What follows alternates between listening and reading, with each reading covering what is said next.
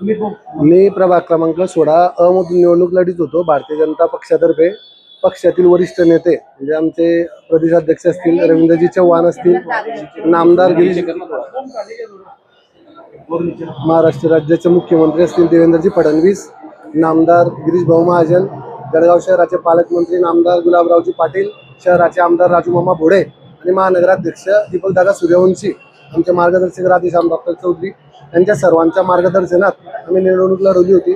परंतु माझ्या समोर बरेचसे अपक्ष उमेदवार होते आणि विकासाच्या मुद्द्यावर त्या लोकांनी माघार घेतली आहे। माझ्या प्रभागात 60 ते 70% लोक 60 ते 70 लोकांचा ऑलरेडी पहिले सर्वेमध्ये आपलं नाव आलेलं होतं की बिनविरोधच होणार आहे आणि त्या सर्वांच्या विश्वासाला जाऊन एवढी सगळ्यांना एवढी ग्वाही देतो की राहिलेला विकासाचा अनुशेष येत्या 4 ते 5 वर्षात काढून टाकतो।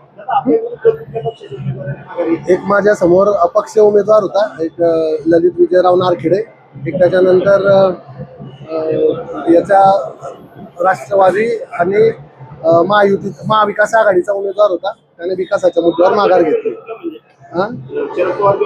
शरद पवार, उबाटा आणि मनसे यांचा एक एकत्रित महाविकास आघाडीचा उमेदवार होता, अविनाश भास्कर पाटील, त्यांनी विकासाच्या मुद्द्यावर मला माघार दिली।